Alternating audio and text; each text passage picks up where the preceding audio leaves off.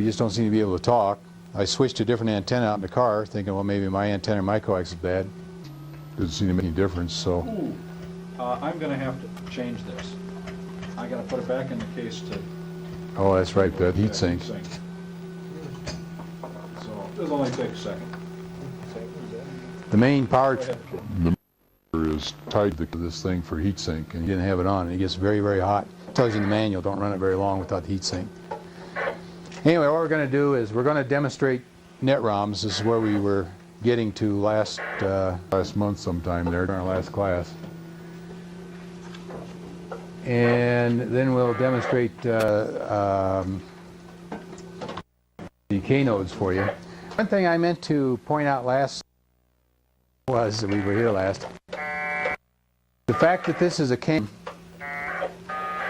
and nodes, forget that in relationship to this TNC. As far as we're concerned, it's just a TNC. It's a camera 232. The command you're using to talk to these systems is totally separate from your TNC. Regardless of whether you're running a CAM or a PK232 or an MFJ, you would say C space DEN for connected node DEN. Now that is different if you're running a software package like PackRat or Packet Gold or whatever. Then that modifies your commands, and we can't really address that right now. You'd have to talk to the particular software. For example, on Packet Gold, I would just type DEN and hit the F7 key, and it would do the space DEN and take care of all that for me. So we're talking about running the TNC using a dumb terminal or a computer that's emulating a dumb terminal, where you have to talk to the TNC directly. Now, if I don't break the regulator, we're... Yeah, that's very, very critical on that thing. Okay, we're at our command line right now, which means that anytime you type anything, the TNC is going to intercept it and do something with it, or barf if he doesn't know what to do with it. It won't go out on the air. So now Joe has typed C space W0TX-7. We are going to another CAM, which is a K node. And I don't know, maybe we ought to go ahead and just talk about this since we're there, and then work with the NetROM. Okay. So let's go ahead and do that. So we have connected to a CAM. This happens to be the Denver Radio Club station. It crossbands between 14.105 and 145.01. It has a -3, which is known as a gateway, which we'll talk about, and then it has a BBS called DRC box. We could actually connect a DRC box and we'd be connected to a BBS. So we get some information here. Wild node, if you see the word wild, that means this is set up where I could connect to W0TX-5-4. In other words, it's wild. As long as I use the call and I don't use the main call W0TX, because if I do that, I'd connect to the keyboard. Okay? So in all these K nodes, if you connect to the call, just the call by itself, no SSID, you're normally going to connect to the keyboard. If somebody connects to KE0QA right now, he would show up right here on our screen. If we were to connect to KE0QH7 or whatever Joe might have in here, we wouldn't see it. He'd be connected to that. Okay? So in this case, I can connect to W0TX, which is the keyboard. I can connect to DRC box, which is the BBS. Or I can connect to the actual node itself, and since it's got the wild node, I can connect to -6 or -3 or -4. -3. So yeah, you can connect to -3, even though it's a gateway. I didn't think that either, Ty. You accidentally did it one day. Oh, really? Yeah, believe it or not. We'll talk about this later on. What would be your next command if you go and connect to -3? Or would you just type CW0TX-3 then? Or since you're already connected? Once I'm connected to it, I can't. I've got to tell it to do something. And here's the things I tell it to do. Okay. Let's go ahead and type the help.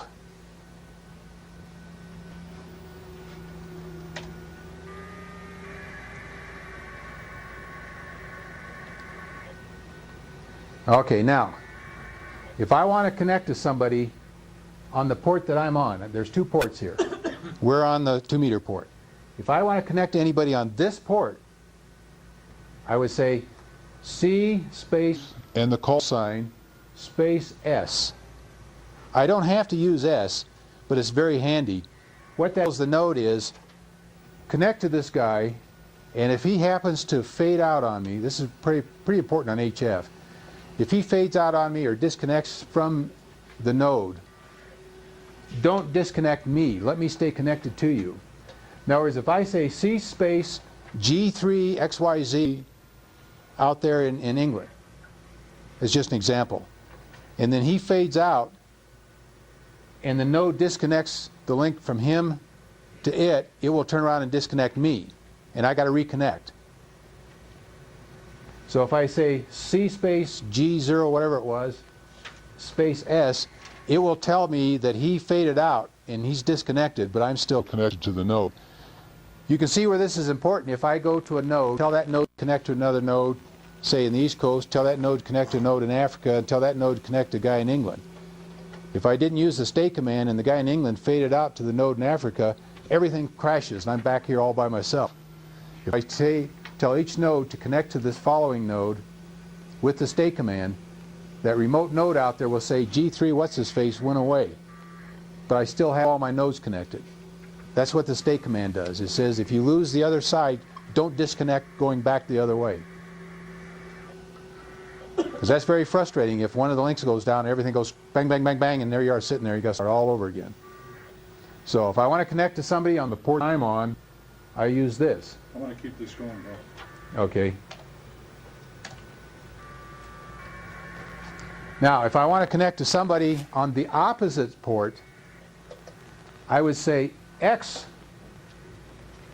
See, I don't have to type stuff out. Just X space the call sign and then the S. Right here. X G3. So if I'm on 2 meters, I would say X G3 XYZ space S. And then it would call on 20 meters because I'm up here on 2 meters. And then if all of a sudden the 20-meter path fades out or his radio blows up, it will just come back and tell me, okay, he's gone, he's disconnected, what do you want to do next? You'll get this command line back. So the X is for cross-connecting, the C is for connecting to the same port, on the same port that you're on. Okay? B is by. If Joe types a B, we're gone. So we don't want to do that. Now, let's say we want to know what nodes this node here is on both ports. We type N space L. Nodes long. We could do nodes short, nodes, or nodes long. Well, the long tells you how it heard it and where it heard it. Maybe we'll have a good example of this.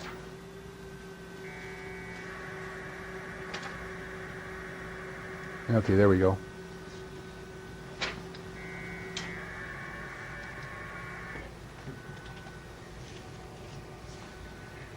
Okay, if you have an X behind it, that means that that station was heard on the other port.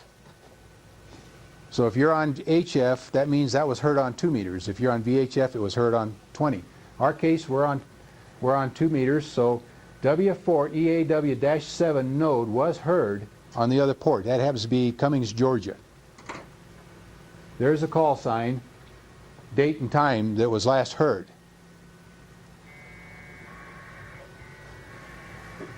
Now, this station was IDing through KD4K.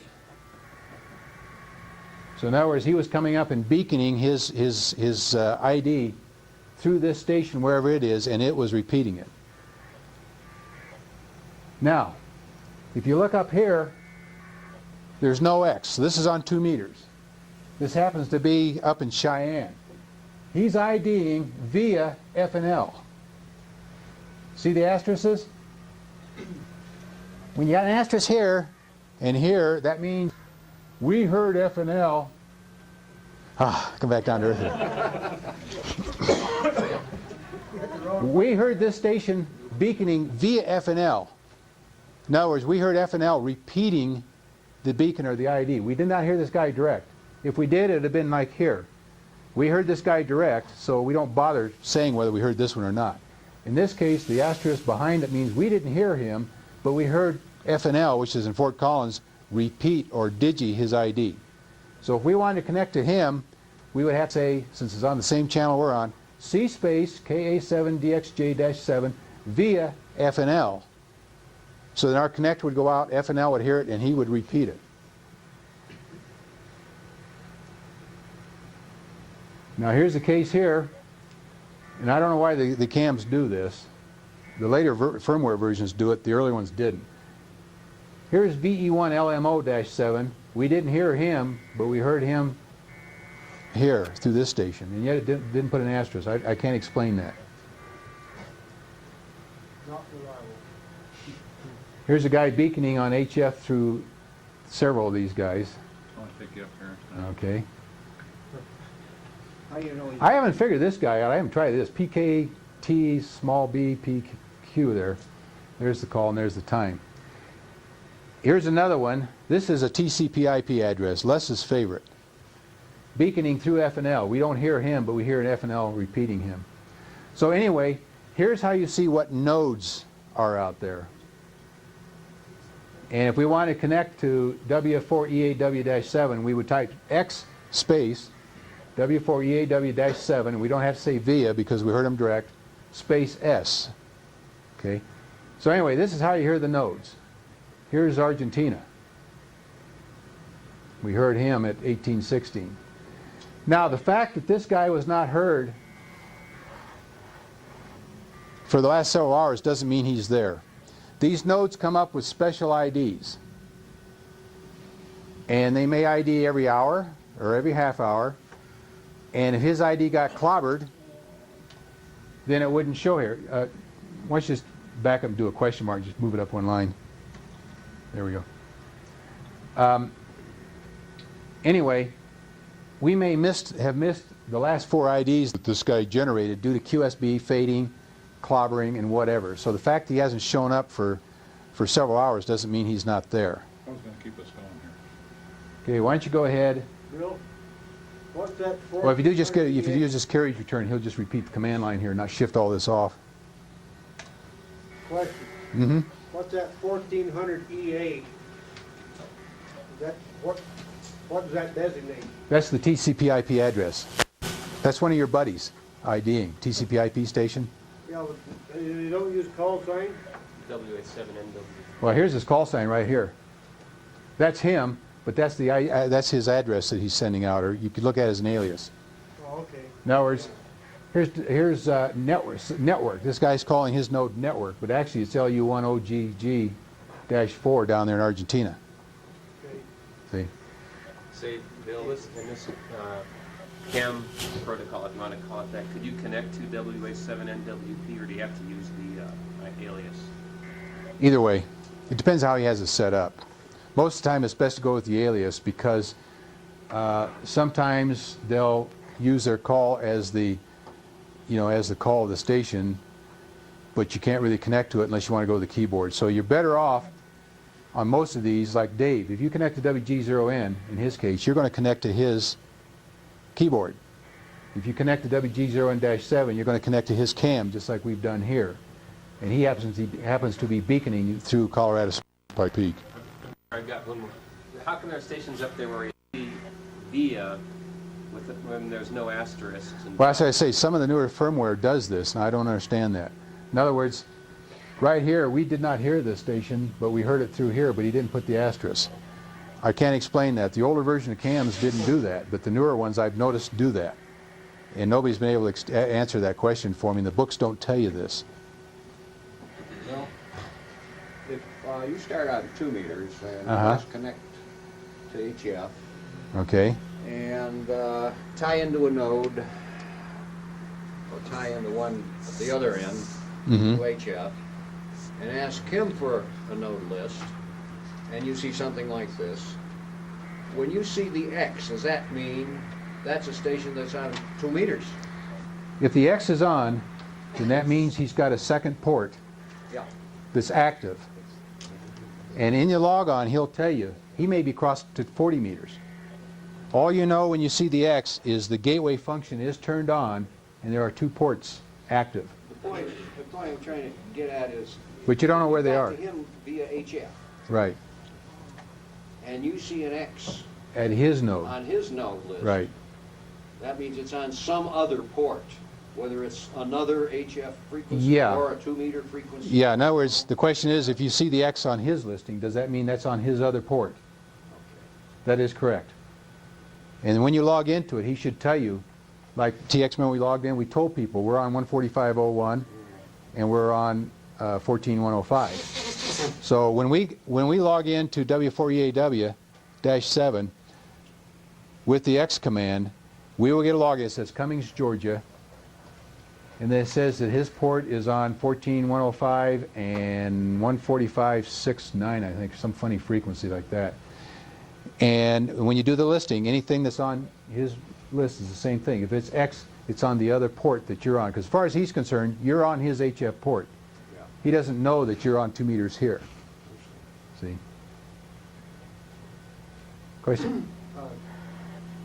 Can a technician, is W0TX the control operator? Can a Yes. technician then- Cross-banding is perfectly legal because if you're a technician and you're on 2 meters, TX is on 20 and it's its class of license.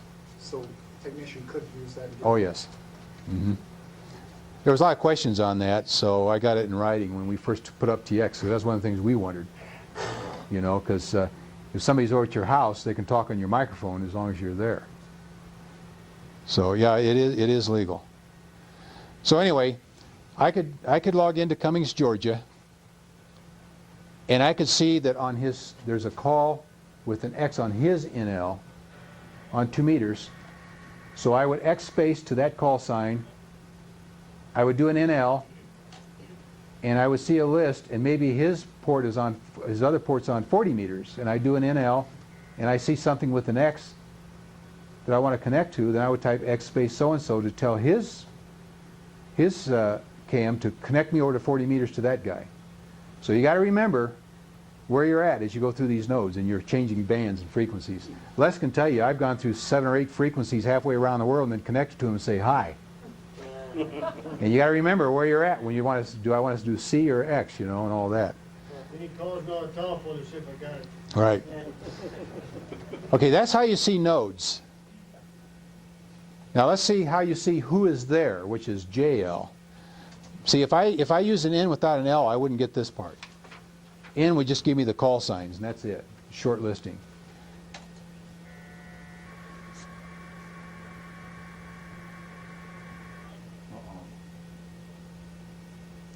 See, there was 2 or 3 packets that came down. We only got the first one.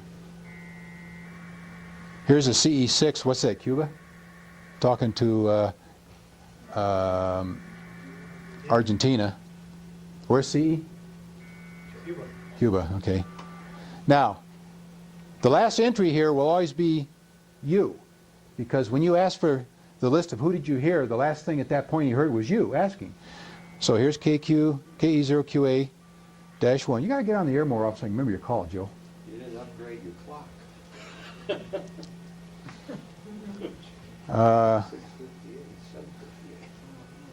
Well, we'll have to talk to our clock keeper. Anyway, here's us on VHF talking to W0TX-7 at 1858. Right before us, we heard a VE1 FCS-15 connecting to this W4EAW-7 node. He is probably coming through a node. He's probably on 2 meters somewhere because he's got a -15.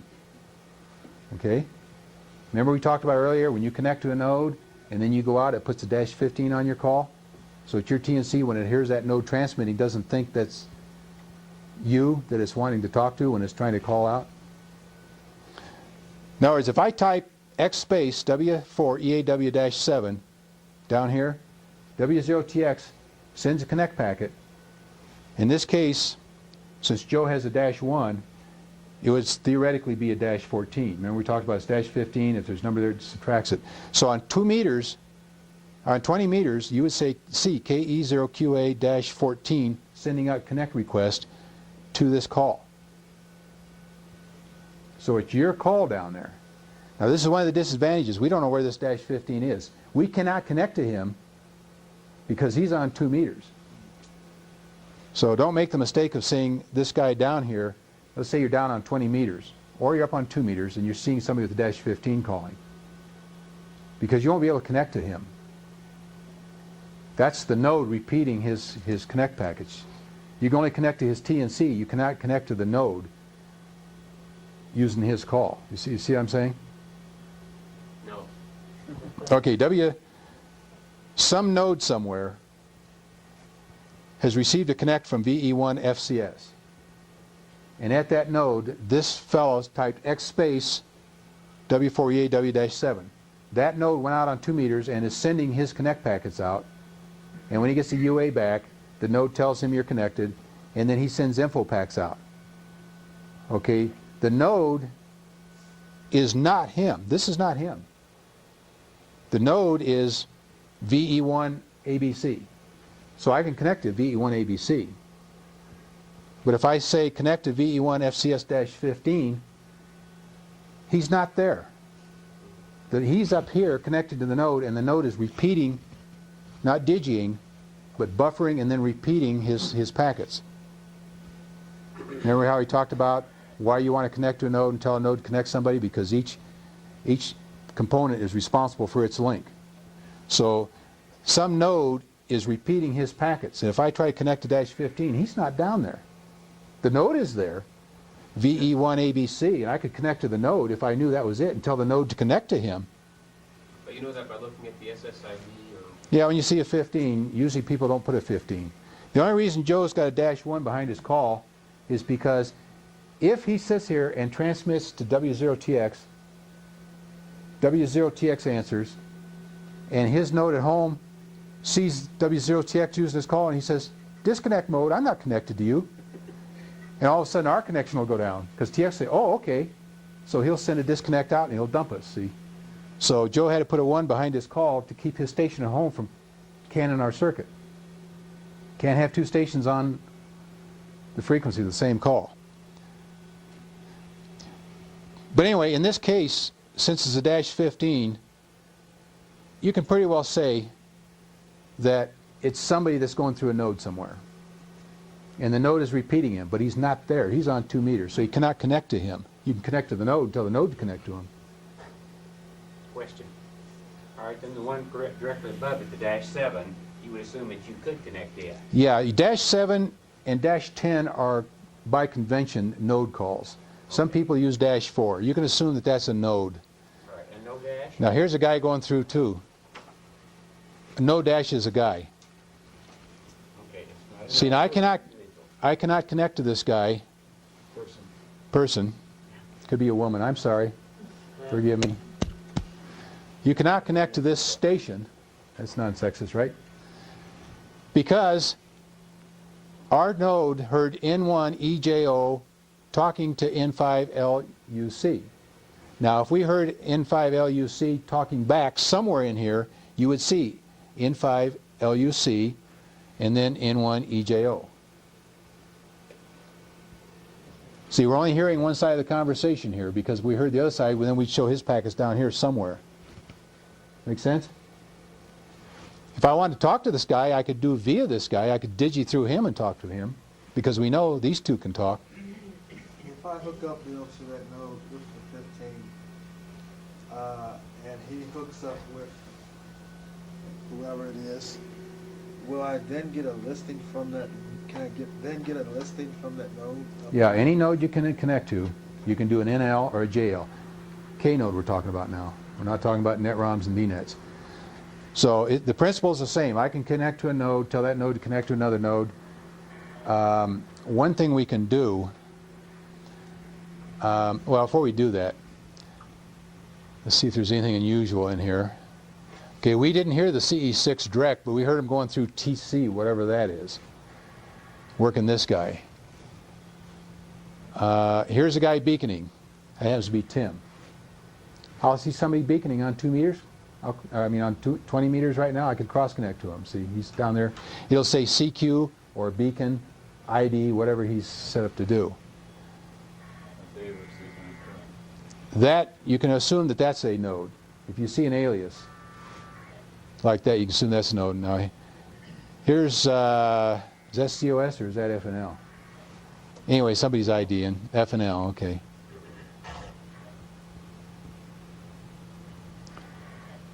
Okay, just for this, do a C space.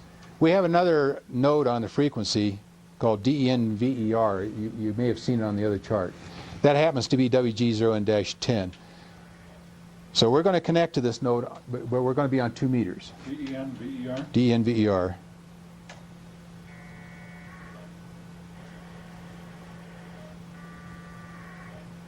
Okay, it said link made. Okay, now, no X. So I know right now that he is only here on 2 meters with me. If this had been 20 meters, let's say DENVER was on 20 meters, we'd have done X DENVER, and then we'd have been over on the 20 meter side, and we'd have seen no X, so we know that he didn't have another port somewhere. See? But now see, we can do the same thing. We can do a C to connect to somebody. We can do a JL to see who it hears. We can do an NL to see what nodes it hears. What speed is VH? That's a typo. That's supposed to be path. I have to tell Dave about that. Yeah, look at his bulletin board call. WG1N? Boy, You don't suppose we got an error, do you? no. Okay, now we can demonstrate the state command. Go ahead and type a B. I don't think we, oh, okay. Well, we didn't get a, we didn't do a state. Oh, we didn't. Okay, now you're going to see everything crash. Everything just crashed because we didn't do a stay here. I didn't realize that. We just demonstrated why you don't want to leave that S off there. Because see, I might go out 3 nodes. Let's say I sit here and I go to TX and then I cross connect to a station in Florida on 20 meters, and then I go to Africa, which I did the other day, and then go up to Europe, and then I connect to a guy and it's his mailbox, but he's not there. Well, I can issue a byte to his mailbox will disconnect, but all my nodes will stay up, and then I can look around in Europe and see who else I want to talk to. If I didn't use the stay command and I disconnect his mailbox, then everything falls apart just like it did here, and I got to start all over. You have to issue a state command for each connect. Yes, each time you connect, Okay. each time you tell them to connect somebody else, if you want that to stay, then you have to issue it. If you, let's say you had 4 nodes and you used the stay command for the first 2 and you didn't the 3rd one, and then beyond the 4th one the station disconnects on you, you will drop back to the last node where you use the stay command and stop at that point. That part will stay up. I guess it, See, now we're back to our command line from TX. Disconnected by DEN. We told DEN to hang up on it, I mean Denver to hang up on us, and he did. See, the node TX says he's went away. So basically, this is how your K nodes work. One thing we haven't talked about is abort. Type C space K6MGM, because we know he's not there.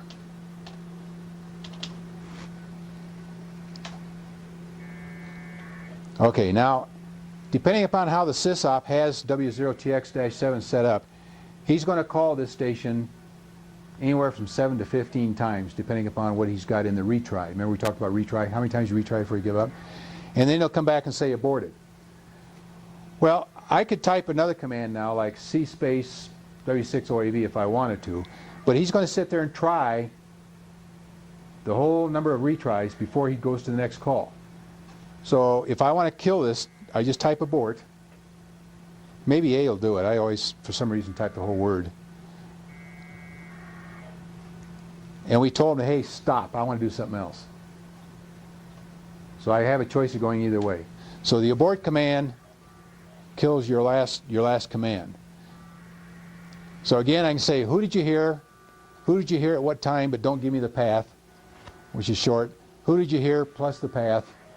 What nodes did you hear? What nodes did you hear at what time? what nodes did you hear, at what time, via what path. I want to cross to the other port, the opposite one that I'm on, or I want to connect to somebody on the port that I'm on. Okay, all that makes sense?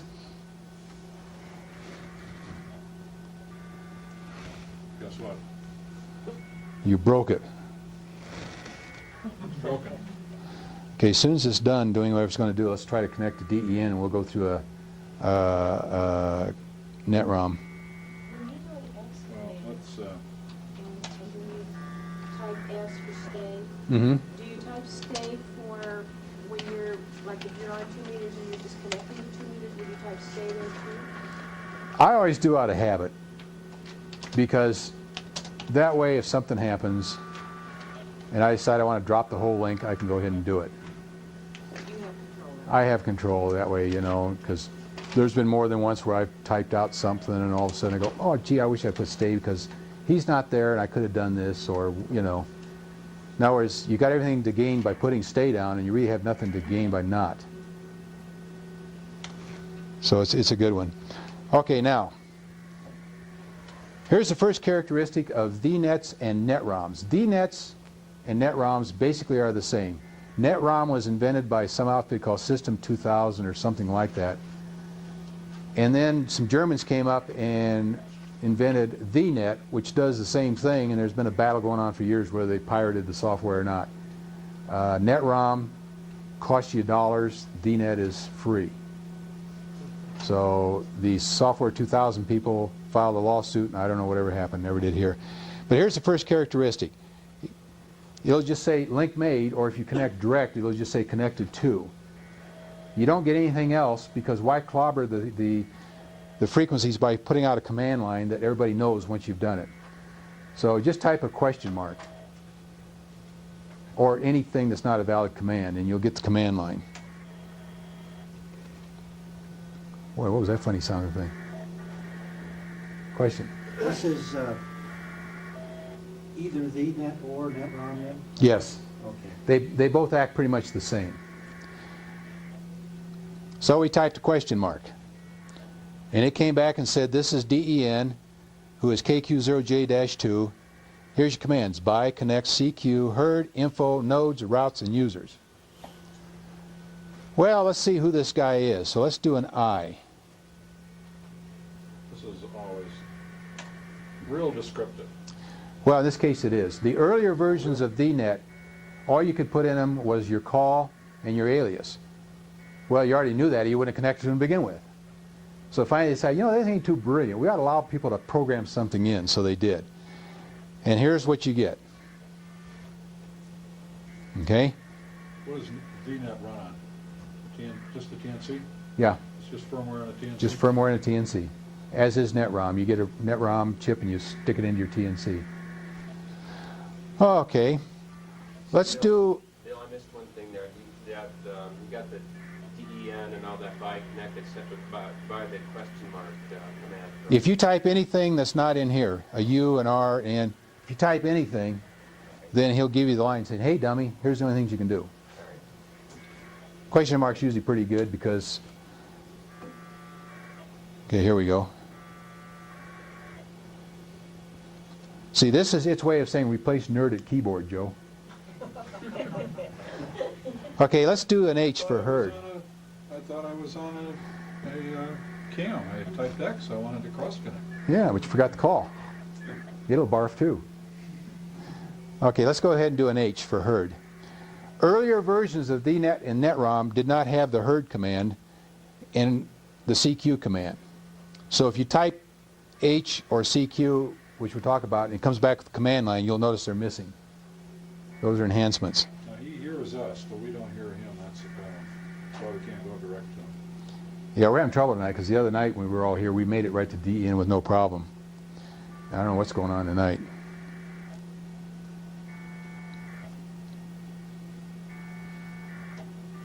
Isn't this exciting? There we go. Now, this is very crude. The way this list works is when he hears a call, he shoves it in the list. And from what I can find out, he shoves it wherever he feels like doing it. Kind of like you feel at times, right? So the order of the list has no meaning whatsoever. I've played around with this, and and here we are. If we went off the frequency and we came back, we might be here. Oh, here's old George. So the order of the list has no meaning. Once a call is heard, it's put on the list. If it isn't heard for 15 minutes, it's taken off the list. So you may try to connect to this guy and you get a failure because he left 10 minutes ago. It's very crude, but it's certainly better than what it used to be. Particularly on HF, you connect to a NetROM or a VHF or a NetROM or a VNet on HF. Well, who's it hearing? I mean, it was blind. You had no idea. So that is an improvement. So it's heard all of these within the last 15 minutes, but the order means nothing.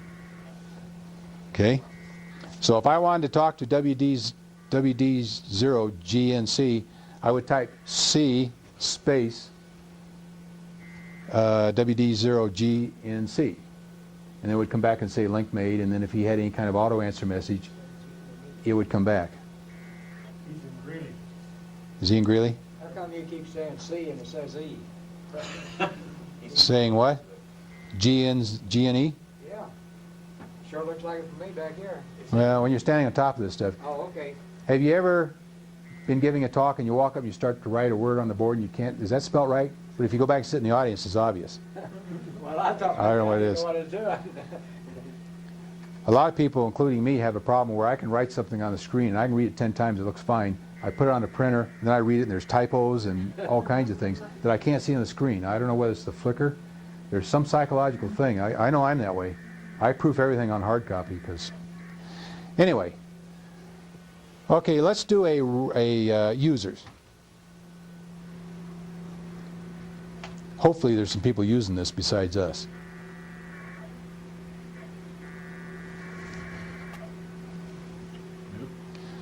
Okay. First thing it tells us is the net plus 2.08, so that's the version. That's how much RAM is being used or is free right at this point. That'll always change, but you don't care anyway. Uplink. Okay, we connected to W0TX. We told W0TX to connect up. Okay? So that's an uplink. Now, why don't you, well, let's see. COS, see if someone's... Well, before we do that, let's exercise more of these. If we now told DEN to connect to K0PGM, and then we did a users, we'd see downlink K0PGM. So any link that's set up to the node is an uplink. Any link that's set out of the node is a downlink. If somebody comes in, let's say from Colorado Springs, he says connect to Denver, and then he says to DEN connect to FNL, Fort Collins, we would see circuit, and would have the node and the call. So you'd have COS, the guy's call, circuit, FNL, and then the call to whatever FNL is connected to. I have a slide on this. Maybe I'll bring it in later on. So, what's that? You might try COS. Maybe there's somebody on there. COS is haunted. COS is so high in the air that it hears so much that sometimes it just doesn't work for beams. It can never, it always hears, it can never transmit. Sometimes it works great, and other times you might as well forget it. If I see a guy come in and it says circuit, and it doesn't show anything going out, he has come in from another node, connected to our node, but he hasn't done anything yet. He's sitting on the node. Okay? If you see a call sign that says CQ, well then you know this guy's calling CQ. You can go ahead and connect to him. Just like the K nodes, the fact that he's on the node doesn't mean you can connect to him. You can't. You can connect to the node. If you want to connect to him, you got to go direct. But let's say we have a circuit that says Joe Blow, you know, W6OAV, COS, circuit, FNL, KE0QA. I could connect to COS and then do a U for users again, and that might say circuit Pueblo, DPK in this case, and the call sign. So I can actually follow I can see the circuit and go one way and follow it and find out where the guy is and then connect to him.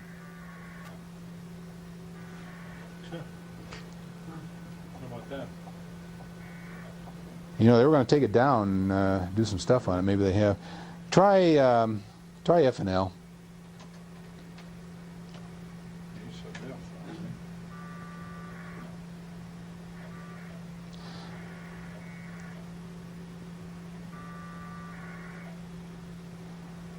Okay, I think this is an updated version. Try users on that and see. See, we're starting to slow down because we're going through so many nodes. And 01 is a very busy frequency.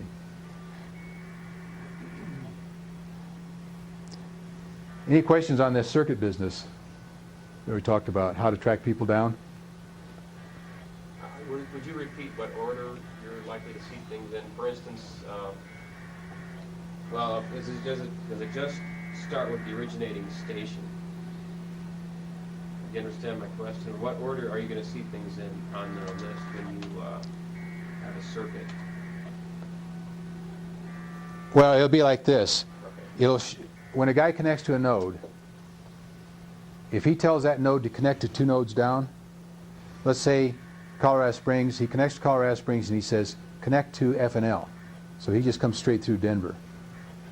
You would see his call and COS and FNL and whoever he connected to there. Okay? See, right now, remember I said if you see somebody that says circuit and it doesn't go anywhere? Here's circuit. We got KE0QA coming from Denver into COS, I mean into FNL, but he hasn't gone anywhere.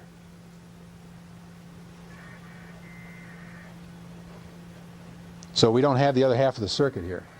Now, I guess the way I could phrase this, if somebody else were connected to KQ0J and then to KE0QA, would that station, would KQ0J then be in the middle even though you were looking at the circuit at KQ0J?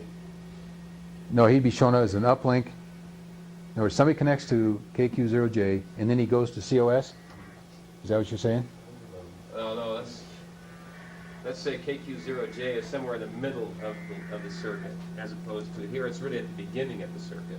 Right. If it's KQ0J then be in the middle of the listing. right. Okay. Well, that's what I'm saying. If we have a station in Colorado Springs, let's back it up.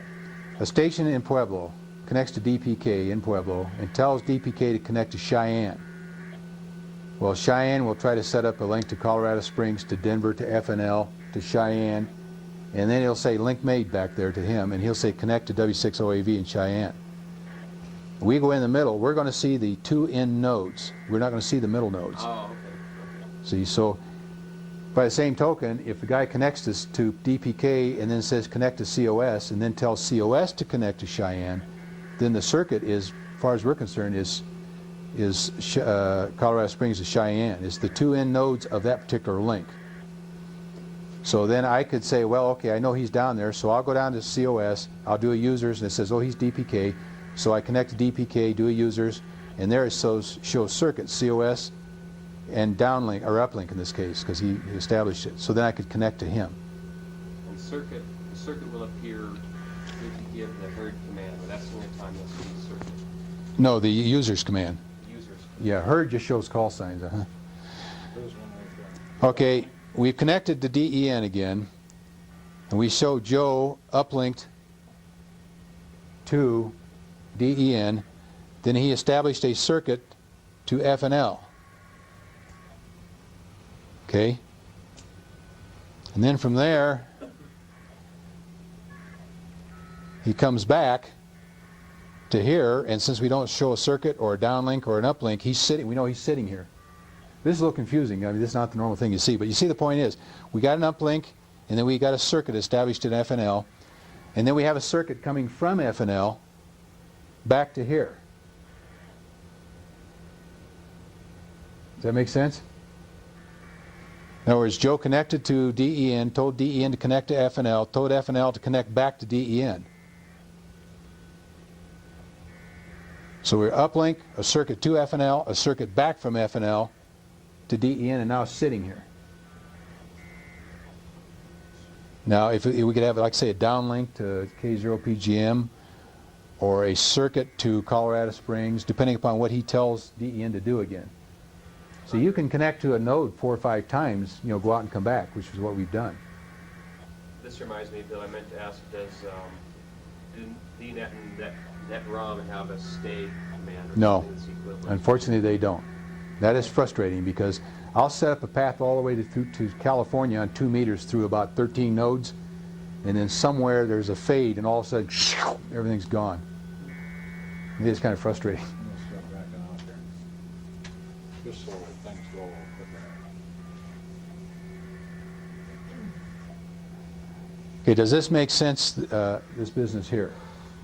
If somebody is coming into your node and going out the node, it's going to be a circuit. If somebody's coming up, it's going to be an uplink, and out it's a circuit. If they're going to come in and then connect somebody local, that's an uplink and a downlink. Or if somebody comes in, it's a circuit and then a downlink if they connect somewhere locally. Are there any nodes on frequencies around here other than 01? Oh yeah. Most of your net ROMs are on 01. Your 01 is kind of your worldwide or US-wide net ROM VNet circuit. That's why we're always pushing for no BBSs, stuff like that, where you download and upload files, because that really slows things down. This is supposed to be a keyboard frequency where you can go all over the place. You can go out to California, Las Vegas, you can go all over the place on 2 meters. Okay? Or you can, by same token, you can hit a node like W0TX, cross-connect to W4EAW in Cummings, Georgia, cross-connect to their NetROM system and take a few NetROMs in and talk to your buddy there. I do this all the time in California. Most of the time I'll get on 20 meters direct so I don't have to go through TX, because you know the less nodes you have, the faster. I'll go out to California, cross over to 2 meters. The other night I was talking to a buddy of mine. He's a very brave packeteer. He was driving Highway 101 from Gilroy, California to San Francisco. And I chatted with him for an hour, and he always came back to me, so I know he didn't have an accident. He's got his keyboard, kind of like a heads-up display. He's got it mounted right on the dash. And you think I'm weird, Les? But there he is. There he is on 2 meters, you know, and I'm sitting here on 20 yakking with him for an hour. So you can use the HF links to jump through and bypass a lot of the 2 meter system and then get back on it. Here in Colorado or in Denver, 05 and 07 are your main BBS frequencies, and you have a lot of K nodes up there. K nodes are very prolific, and MSys nodes and some other types of nodes are what you find mostly on the other frequencies. DNets and NetROMs are almost always on 01. Now, where are we at? Well, I'm trying to get reestablished here. I did this before. There we go. Okay, let's do an R for routes. When you do a routes command, you are asking that node, what radio links does he have? What direct links does he have?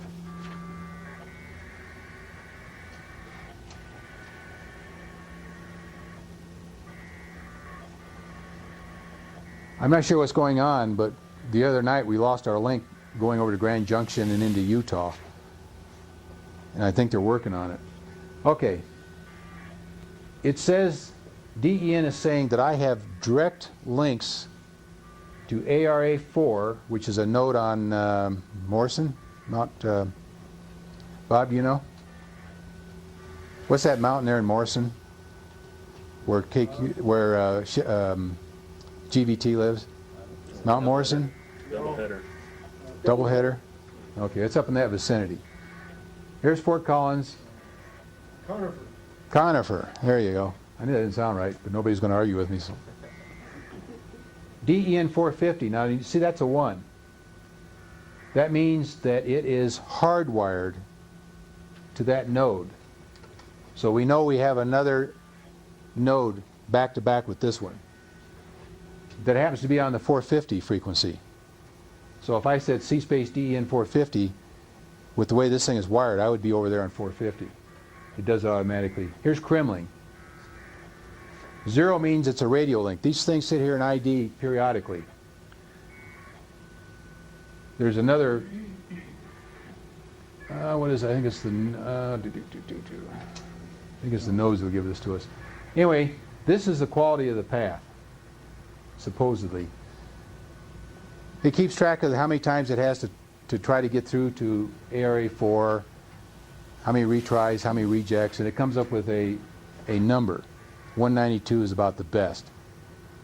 Okay, this 255 says it's hardwired and perfect. You know, it's only a piece of wire, it ought to be perfect. You'll see 192 and on down. The smaller the number, the worse the path. This is a bunch of sysop stuff. I don't even remember what it is. You don't ever pay any attention to it. But anyway, right now, these are the only links they hear. If after a certain amount of time they lose contact, they will automatically take this out of the route table. Let's go ahead and do a nodes. Now this node command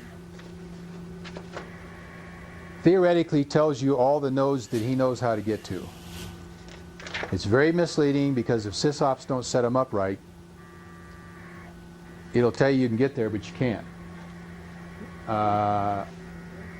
In other words, when DEN says, I know how to get to ARA4, it tells COS and it tells FNL. COS and FNL tell their neighbors, I know how to get to ARA4. It's via Denver, because Denver knows how to do it, and I can get to Denver. Well, you'll see some of these nodes that will give you screen after screen of nodes, and it just isn't going to work. You don't want to be doing this a lot, because that really ties up the frequency, sitting on nodes, nodes, and then you connect to the next node, you do nodes. If you're going to do a nodes list, you want to go about every 3 nodes, and we're going to get into this in just a second, and then do a nodes listing. But anyway, right now he's saying, well, I can get to Steamboat, I can get to Laramie, Grand Junction, DPK. I don't know where that is. That's in Cheyenne. Is that Cheyenne? Either Cheyenne or Laramie. Scottsbluff, Nebraska. This is Dinosaur National Park. This is in Nebraska. You know what that one is? Forgot. You know what BLDLAN is? Which one? BLDLAN is the third one on the list. Yeah, that's a Older local area. that's a local area network that K2NA is setting up there. It's I think it's a NetROM. I'm not sure. Maybe MSys. Let's see. Well, this is BF is where is that, Joe? Oh boy.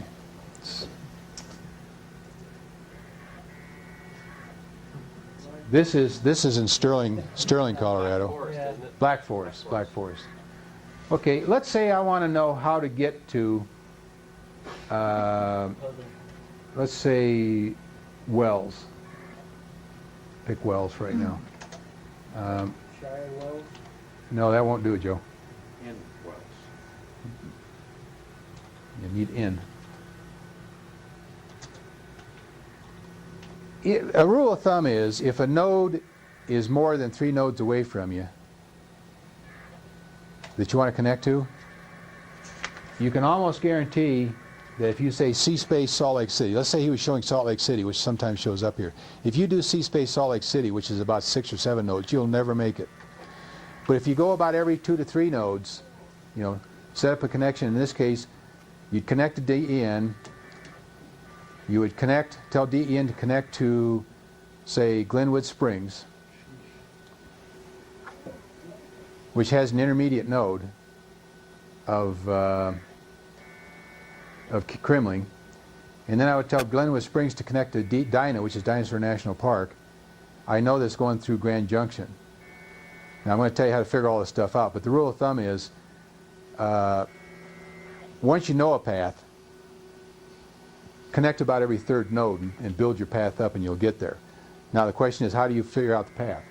Well, the first thing we did is we asked DEN, well, how would you get to KRE?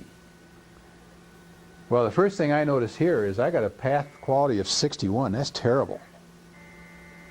Usually that's up around 192, so there's something going on up there. But the only way he knows how to get there is KRE. Sometimes you'll see 2 or 3 calls. Let's try another one. Let's try Scottsbluff, Nebraska, in-space SCB. Say, Bill, maybe I misunderstood another presentation, but isn't there another way you can get the routes to, or is N space blah, blah, blah the only way to get the routes to? It's the only way I know of doing it on NetROM and DNet. to find out how he... See, you're looking at his routing table. Right now, you've asked Denver, if I ask you to connect me to Scotts Bluff, how are you going to try? He's going to say, I'm going to try F&L, Fort Collins first, because he's got the best path, 108. If that fails, then I'm going to connect to Conifer Mountain and have him try it, but it's worth pass. So I'm going to try this first, try this second. So we're looking at the routing table. So let's go ahead and connect to F&L. And I'm writing this down because once I do this and I figure out the path from there on out, I'll just try about every third node. And I'll show you that. Okay, let's do a in-space SCB.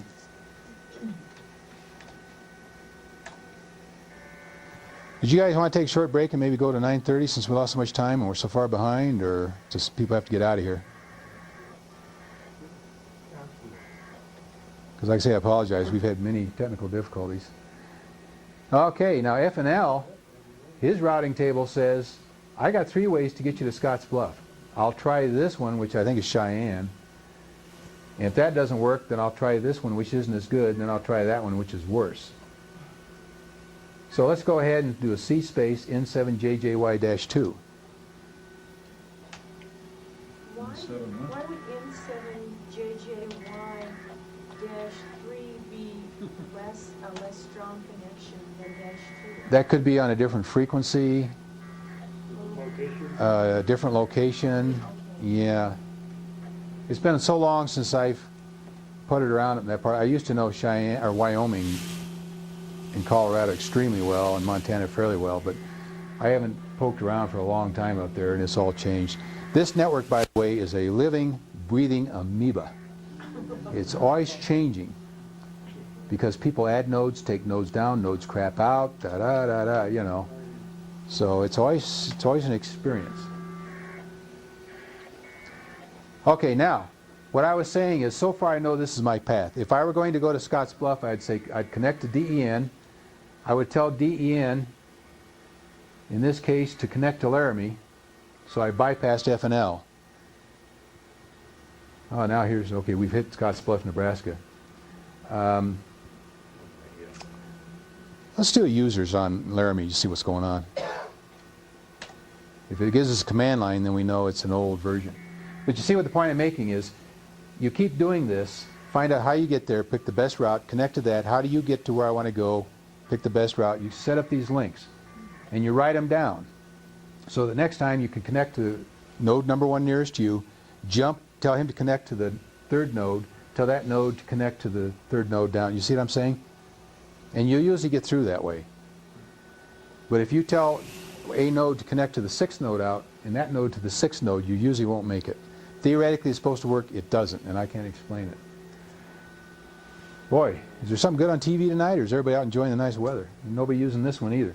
See, here's a circuit coming in, and we're not going anywhere.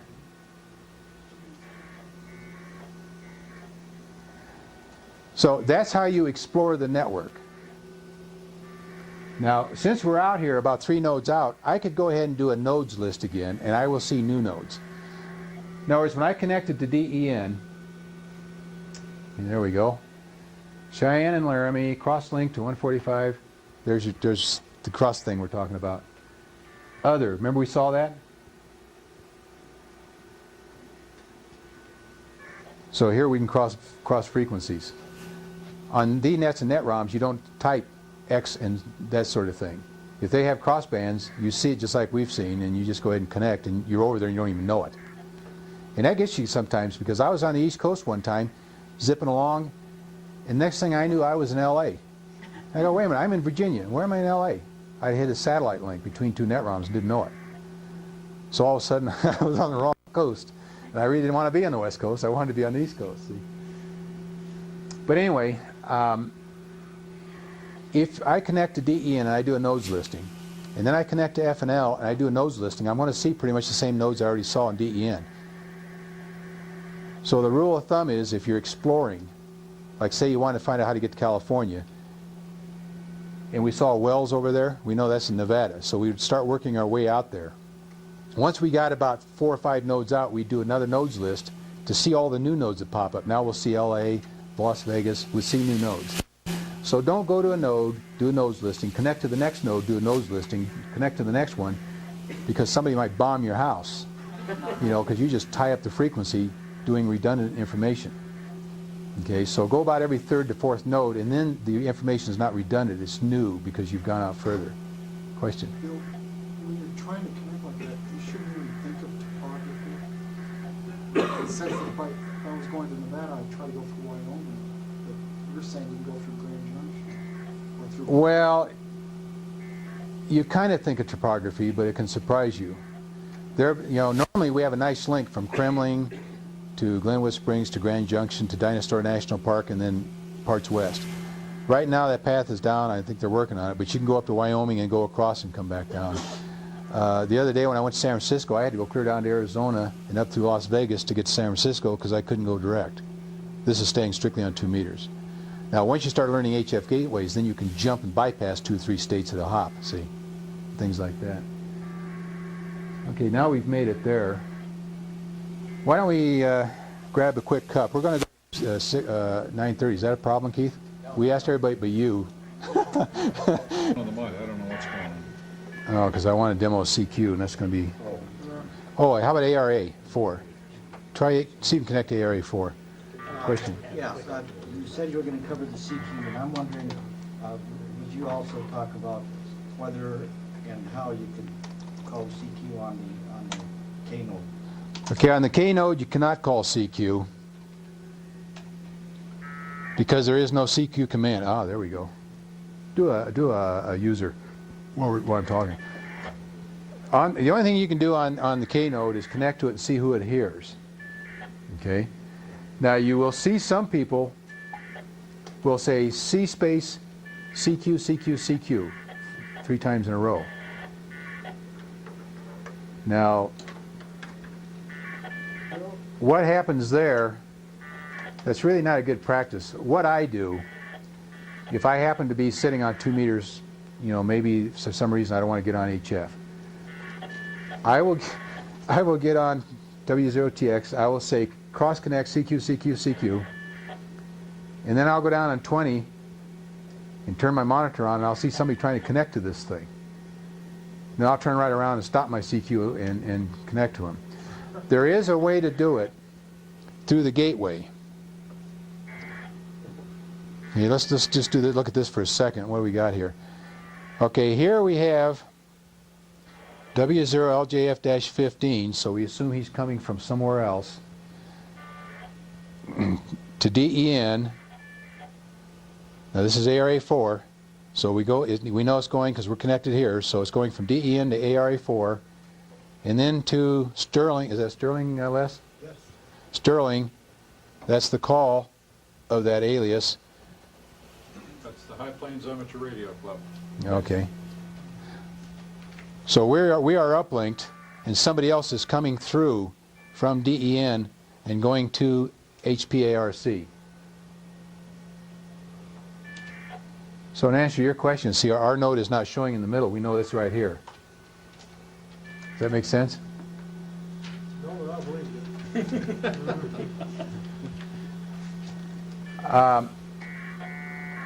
you. Anyway,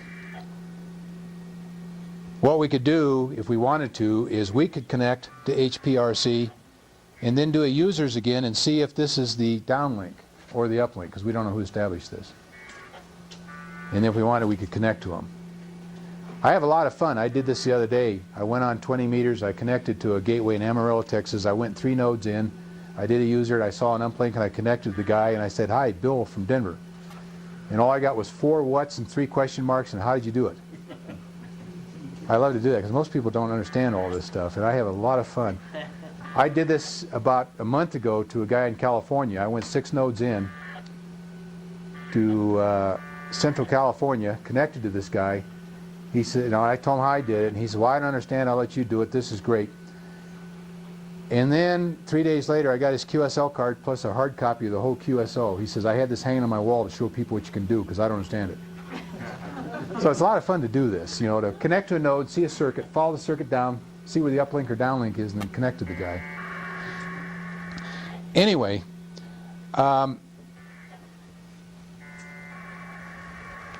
The crossband digi, right here. One way to call through CQ through a node is to use the crossband digi function. You would go into your TNC and you would type unproto, because you're going to be sending an unproto command, a CQ, space CQ space V for via space W0TX-3. Okay, so that's the address. You want this unproto to go into TX. He's going to see the -3 and he's going to digi it out on the other port, in this case 20 meters.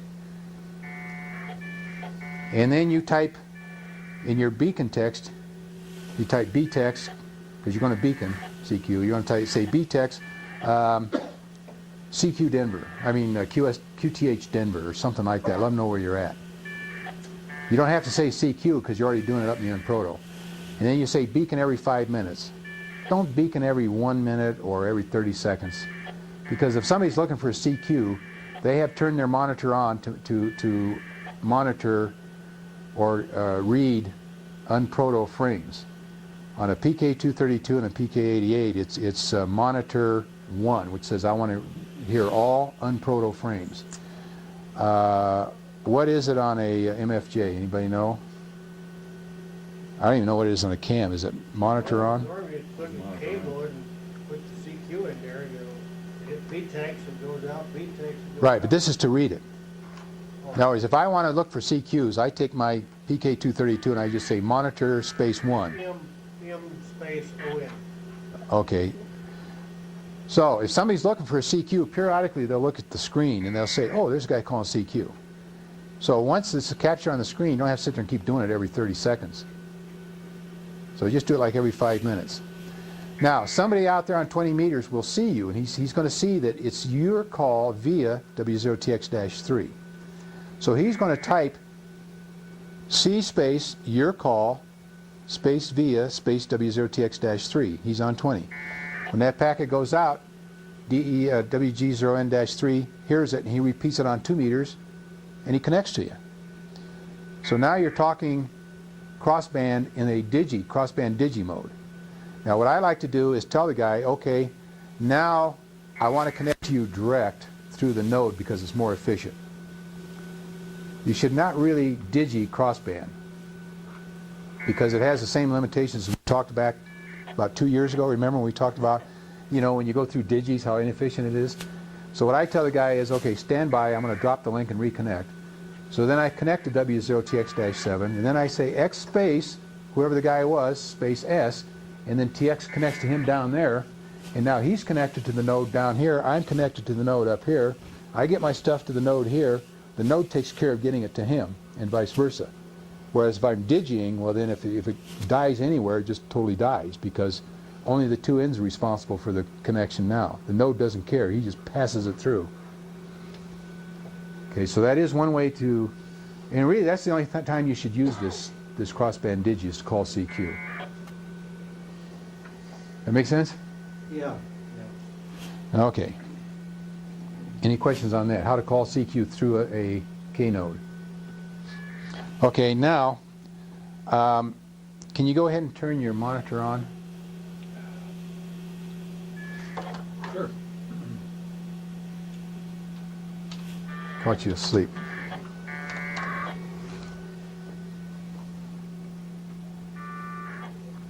Well, there's Gino and Chance talking, Les. Okay, go back to command mode and type unproto because we don't know what you...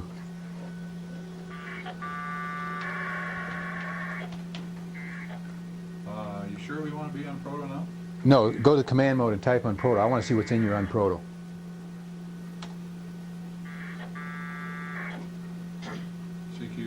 CQ. Okay. Now, Command just type CQ return mode. Only I got to be. in the converse mode. I got to go to converse, and now I type CQ. Just type CQ.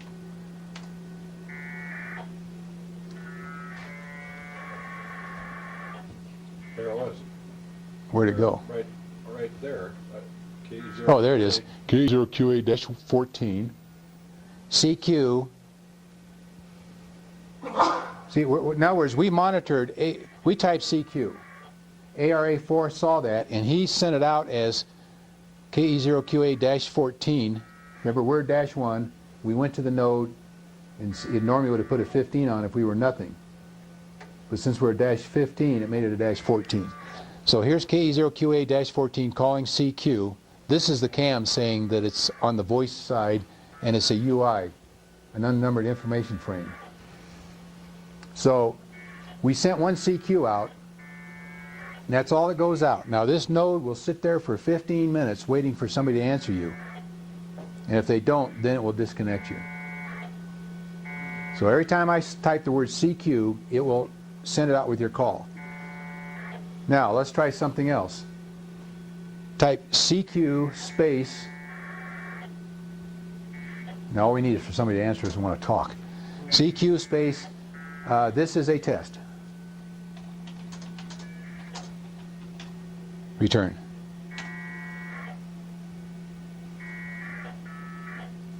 There, now we can put text on the end of that CQ. Okay?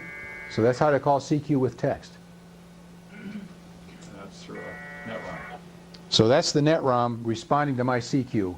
When you connect to a NetROM or the net and you type CQ, he's going to take your call and put the CQ on it. And then if you have any text, he'll send that out also. Okay? Now here's Chance sending connect request to AL7GQ. So that's how you get a node to call CQ for you. Now, Bill, I'm sorry, that ARA4 is NetROM, is that correct? It's either NetROM or VNet, one of the two, I don't remember. understand why when it's giving the CQ, we don't see ARA4 identifying itself. Because it's repeating you. Remember I said anytime you connect to a node like TX and you go out on 20 meters, it's your call with the dash number on it. Because TX or ARA4 is going to identify every 10 minutes or whatever. Okay? So as far as everybody's concerned, this is you calling CQ. It's not ARA4. So anybody that connects to a node, when he goes out either to connect to somebody or to send CQ or whatever, it's his call with the dash number. Otherwise it can be confusing. How would you know who's who? So ARA4 only uses this call when it talks to you. Okay, now if somebody said, if I were sitting at home and I said M heard and I saw KE0QA, I would see KE0QA, I would show it as connected through ARA4, correct? Even though it's appearing right there now. What kind of TNC?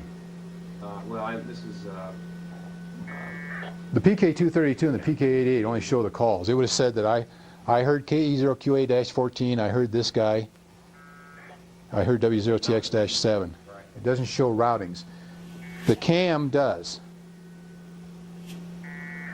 The CAM would show routings. I'm not sure how it would show that on the CQ. But you would connect to KE0QA-14. And all of a sudden we would get a message on our screen saying connected to W6OAV, whoever connected to you.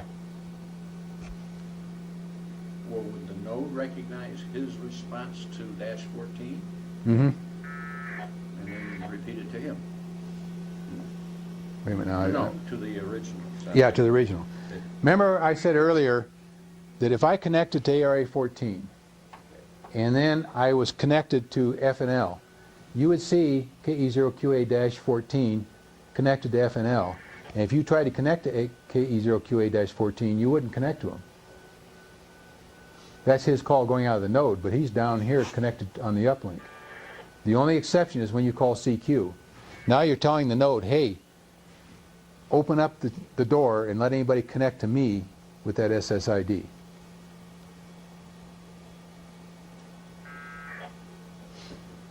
So that's a special case of when you see a call with the dash number coming out of a node, you can actually connect to it.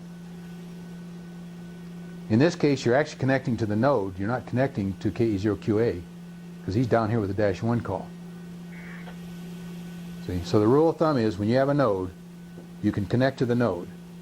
If you see people coming out of the node, you can connect to them.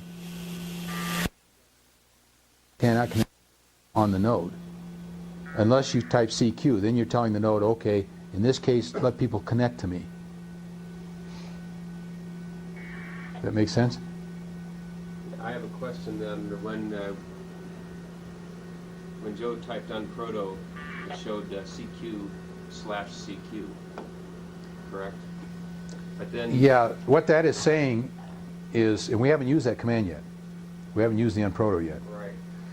But that's saying on this one, he wants the unproto on both ports to be CQ. He could make the unproto on one port be this, and one, and on the other port be something else. You can split them. Okay, now go ahead and disconnect, and we're going to beacon CQ directly out of here, but we're going to relay it through ARA4 so we can actually see it, because we can't see ourselves transmitting, but we'll make ARA do it. And this is how you would do it if you're going to go through a gateway. So type unproto in the command mode. Just unproto, no carriage return. Now, see, is this the VHF port or is this the HF? I don't remember. No idea. Let's put it on both sides then. Okay. Okay, space, CQ. Oh, I think they had the digi turned off in ARA4. Let's try it through TX. We can copy TX. CQ, space, via, space, DRC. That's the alias for, okay, then slash, and then the same thing again. Normally, we would just have this much, where we just call beacons. Okay? But we want TX to repeat it, so that we can see it. Okay, now. Where was it? See, now everybody's getting on the frequency. You recognize UAs and all that. We want DRC to repeat our CQ.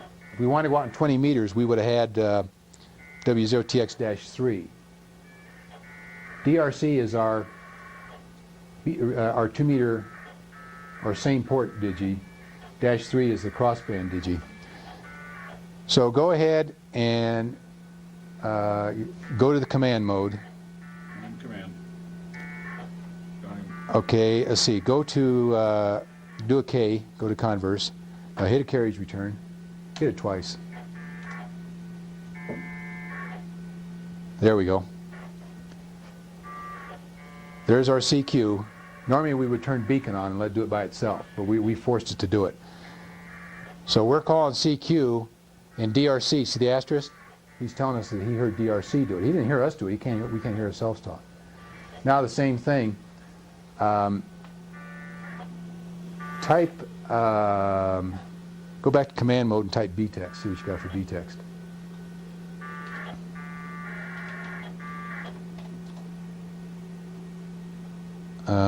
You don't have anything, I guess. Nope. Type btext and just test.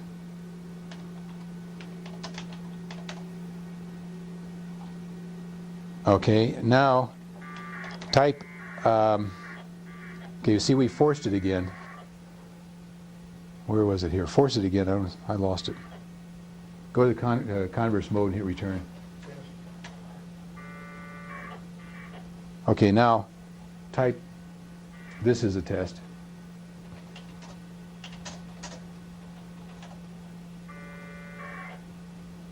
See, it's just like the node. We forced RT&C to send something.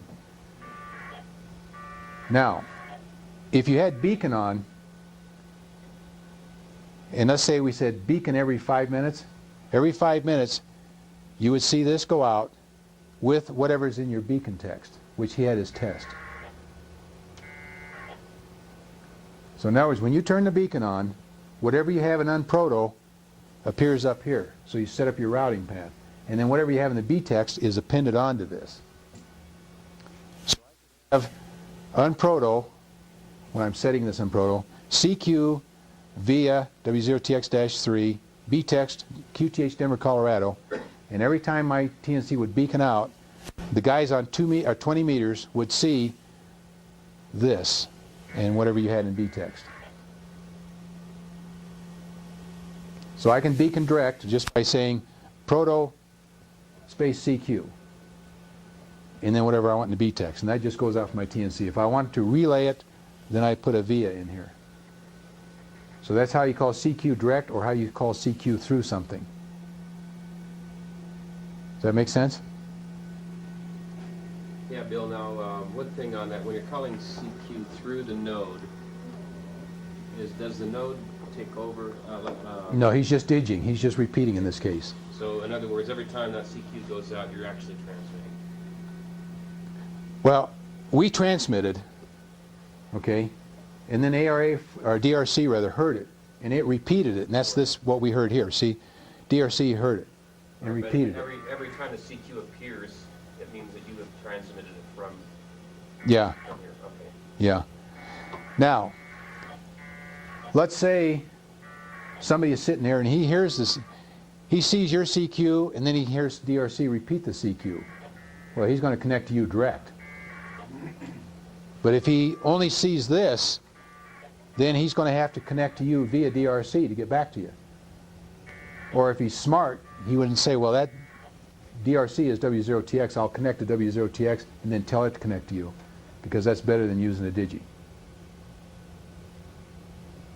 See how all that works? So you can go through the node or, connected to the node or on proto, it's either way. On NetROM and VNet, you can go either way. So I could connect to DEN, set up a link to Salt Lake City, get a NetROM there, and say, CQ, please answer me, I'm in Denver. And the people in Salt Lake City will see your call, CQ, and your text. And that node will sit there for 15 minutes waiting for an answer. And then you can do it again as many times as you want. Just don't overdo it. So you can go through a bunch of nodes and then call CQ. And then when it comes to K nodes, you can't make K nodes call CQ. Okay? But you can call CQ by diging through the K node, either on the same band you're on, like we just did here with DRC, or by using W0TX-3, which means they go out in 20 meters. Okay? And then when somebody connects to you, you're best, if it's nodes that you're diging through, to say, let me connect to the node and tell the node to connect to you, that sort of thing, because it's more efficient. Does that make sense? Any questions on that?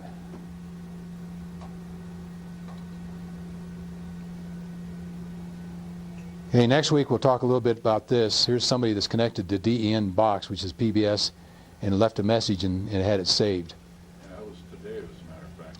Yeah, that's to Dave. Now, is this guy connected to the mailbox? He got a logon prompt, and then he typed up there, send to Dave, and then it said enter the message. He entered this stuff here. See, we're reading mail. At 4 p.m. I should have my mailing going. 7 p.m. time to show up there, question mark, save the message and logged off. That's one thing nice about Packet. You can just leave it, it's an answering machine. I got home tonight and I had one message from Texas and 3 from California and 1 from here locally. So it's kind of neat. Okay, why don't we go ahead and break, and then we'll kind of review this, think about it. In your textbooks that we handed out, you'll see all this stuff. We show a connect, we show a JL, we show an NL, we show all the things that we did tonight in those handouts. So you might want to read over those. If you have any questions, then at the beginning of the next class, bring them up and we'll go over that again, okay? Because here we kind of demoed it. There you have hard copies of it, so kind of study that. There's this thing on CQ that shows how it works.